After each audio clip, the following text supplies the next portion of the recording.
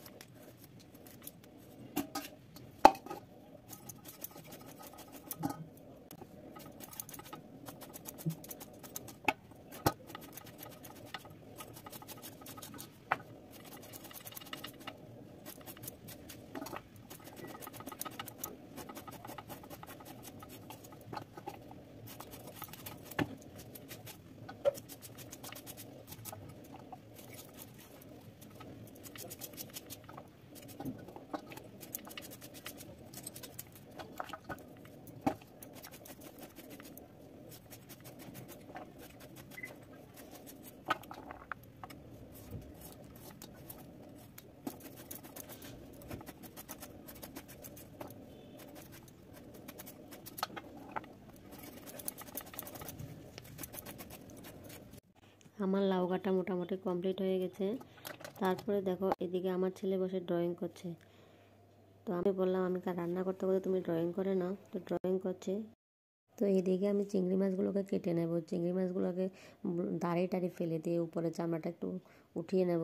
উঠিয়ে উপরেরটা খাবো না, উপরেরটা রেখে দেবো। অনেকে ভর্তা খায়, তো আমি ভর্তা খাবো না, যেহেতু চিংড়ি মাছগুলো দেখতে সুন্দর নেই, তো এগুলিকে আমি ফেলেই দেবো। যেহেতু চিংড়ি মাছটি একটু বড় সাইজের, এই জন্য চিংড়ি মাছটির উপরে যা খোসা আছে সব ছাড়িয়ে নেব। ছোট হলে এতটুকু প্রয়োজন হয় না। ছোট চিংড়ি মাছ হলে লেজ মাথা ফেলে দিলেই চলে।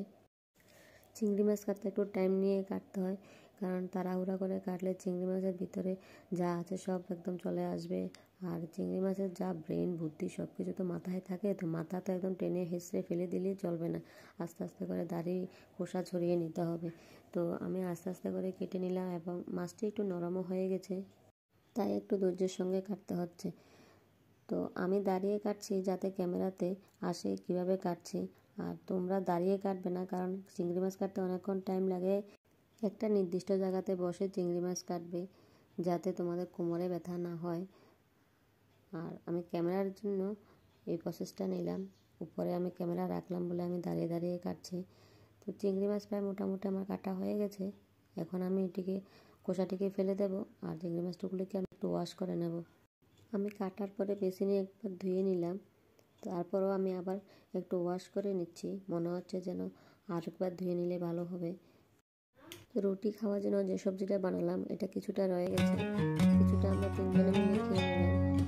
আমি কিন্তু সবজি তেল ছাড়া বানিয়েছি, আর লাউটাও তেল ছাড়াই বানাবো, কিন্তু চিংড়ি মাছ ভাজতে একটু হালকা একটু তেল দিয়ে দেবো।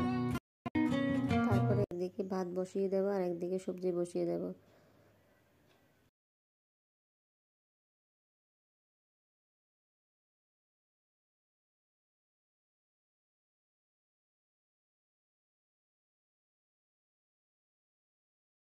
তারপরে কড়াইতে আমি চিংড়ি মাছগুলো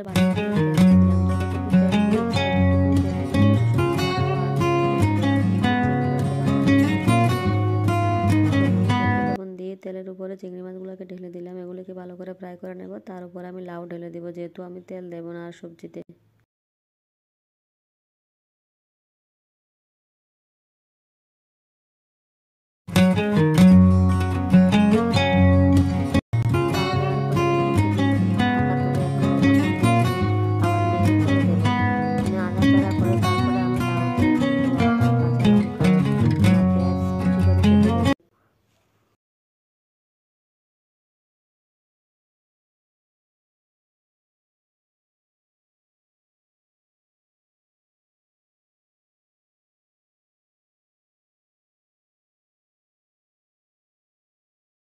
আমি কিন্তু লাউতে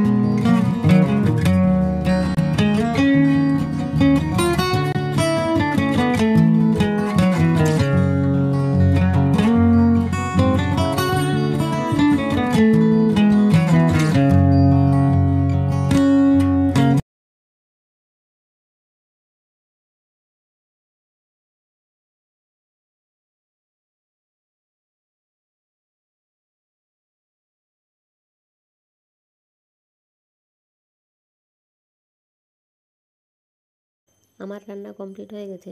স্নান করার জন্য একটু গরম জল বসিয়ে দিলাম, আর এদিকে গরম জল বসিয়ে বাইরে গেলাম। ছেলে খেলাধুলা করছে। তো কোয়ার্টারের সামনে দেখো, দুপাশে কোয়ার্টারের সামনে তারা যে জায়গাটা আছে এটাতে তারা খেলাধুলা করছে, খুব আনন্দ করছে।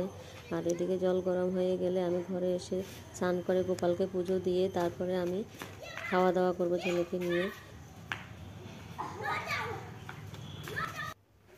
আমার পুজো দেওয়া মোটামুটি কমপ্লিট। পুজো দেওয়া হয়ে গেছে। এখন আমরা মা ছেলে মিলে ভাত খেয়ে নেব। নিয়ে বসলাম। আর জানো, সব কিছুতে কম্পিটিশান করে বসতে হয়, কারণ কম্পিটিশানে না বসলেও খাওয়া দাওয়া করতে চায় না, দিলে এগুলোকে বেসিনে ফেলে দেয়। দুজনে মিলে খাওয়া দাওয়া শেষ করে একটু রেস্ট করব। রেস্টের টাইমে আমি একটা ব্রো ওয়েল অর্ডার করলাম, এটা আসলো। তো এটা দেখে আমি খুব খুশি।